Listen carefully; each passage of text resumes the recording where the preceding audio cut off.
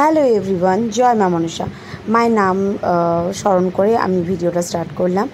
আমার pregnancy delivery থেকে পুরো ষষ্ঠী পুজো পর্যন্ত যা জানি সেটাই তোমাদের সাথে শেয়ার করছি। চলো ভিডিওটা দেখে নাও।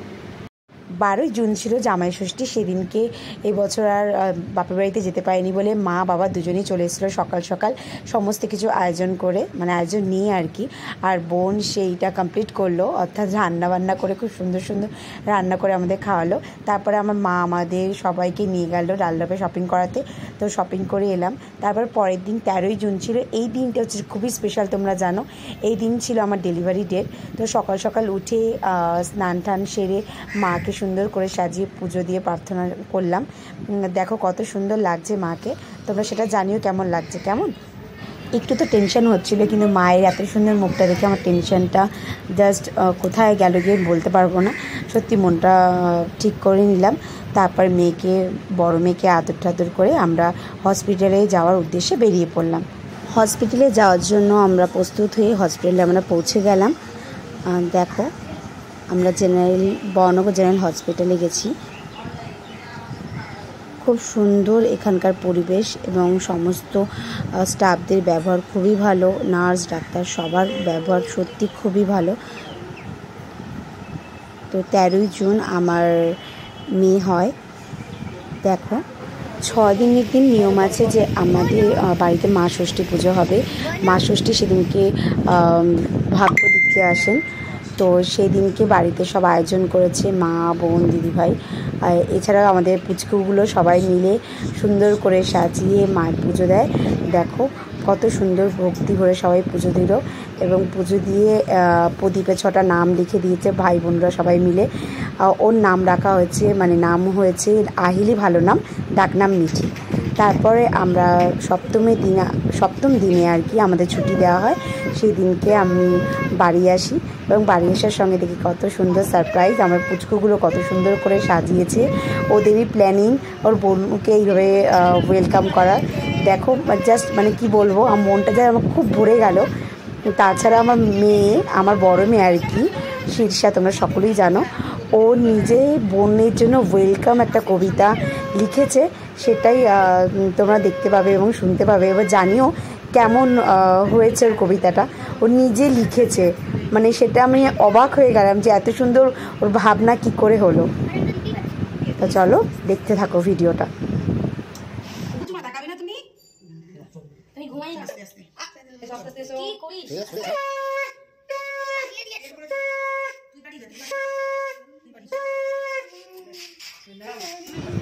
আবার দেখো কত সুন্দর করে গোলু দাদা, মানে ওর বড়দাদা, মানে আমার বোনের ছেলে গোলু, ও কত সুন্দর করে এঁকেছে বোনের জন্য। এবং শীর্ষাও পাশে একটা হার্ট এঁকেছে। কত সুন্দর করে ওরা এঁকে ওয়েলকাম জানিয়েছে। সত্যি খুব সুন্দর হয়েছে ড্রয়িংটা বাবু। মায়ের আশীর্বাদ নেওয়ার জন্য মায়ের কাছে মেয়েকে নিয়ে গেলাম এবং মায়ের কাছে গিয়ে আশীর্বাদ নিলাম মেয়েকে। দেখো মায়ের জায়গাটা কীরকম হয়ে আছে, কেননা কদিন ধরে মাকে পুজো দেওয়া হচ্ছিল না ঠিক করে, তাই জায়গাটা একটু শুকনো ফুলে ভরে আছে। তো আতুরটা কেটে গেলে আবার সুন্দর করে মাকে সাজানো হবে, সেটাও তোমাদের সাথে শেয়ার করছি, তোমরা দেখতে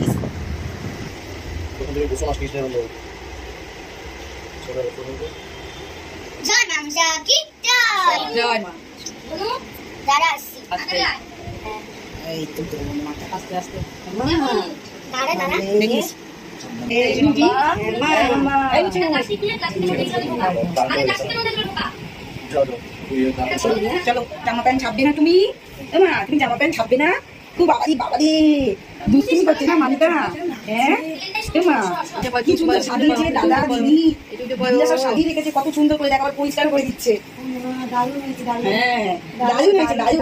তুমি তোমার চোখ মেলে দেখে বেলুনগুলো সব সরিয়ে নিয়েছো না, থাকলে আমার মুশকিল ভয় পাবে।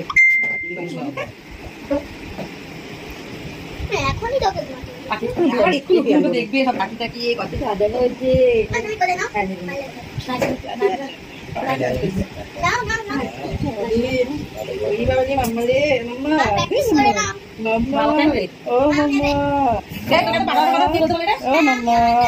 তুমি একটা নিবি? চল তাহলে। চল হসপিটালে নিয়ে গিয়ে ঘুরে আসবো। এই বালুটা এনে ফোন করেছে, দেখো তো ভিডিও কল করো। বোনের জন্য যে কবিতাটা লিখেছিল সেই কবিতাটা দুই বোন মিলে পাঠ করে শোনাচ্ছি, তোমরা শুনতে থাকো। আর কেমন হচ্ছে সেটা তোমরা জানো। কেমন? হাসি খুশি মন ভরে যাচ্ছে, কি মজা আজ মেলে উঠেছে খুশির বালিকা। বোন তোমাকে সুস্বাগত, তুমি আমাদের সঙ্গী। তুমি আমাদের বাড়ির লক্ষ্মী।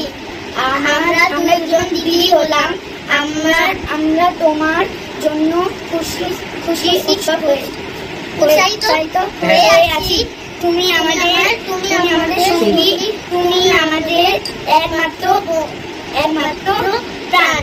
তুমি আমাদের সব, তুমি আমাদের জীবন, তুমি ভালো তোর ঘর, তুমি আমাদের মন, তুমি আমাদের মিষ্টি, তুমি আমাদের মন প্রাণ, তুই আমাদের বাপ, তুমি। খুব সুন্দর হয়েছে মাম্মা, তোমাদের দুজনের কবিতা পাঠটা খুবই সুন্দর হয়েছে। এরপর মিঠু সোনাকে ভালো করে পরিষ্কার ড্রেস চেঞ্জ করে দিলাম। তারপর সকালবেলা 14 তারিখে আর কি মাসিরা এসে আবার মেয়েকে ভালো করে আশীর্বাদ করে দিয়ে গেল।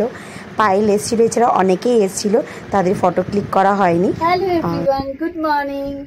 আজকে আমাদের 21 দিন।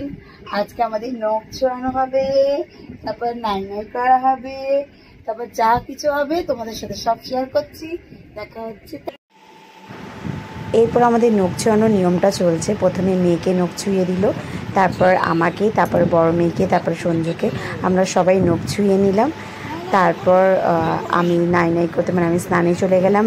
আর আমার বোন ছোটো মেয়েকে ভালো করে সাবান শ্যাম্পু দিয়ে ভালো করে স্নান করিয়ে ও ড্রেস আপ করে দিই। দেখো কীভাবে স্নান করছে আমার মেয়ে।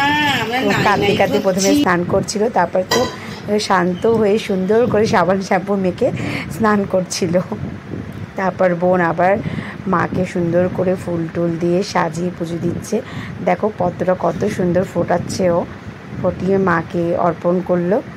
দেখো কেমন লাগছে, সবাইকে কত সুন্দর করে সাজিয়ে পুজো দিচ্ছে। আমার মনটা সত্যি খুব ভরে গেল।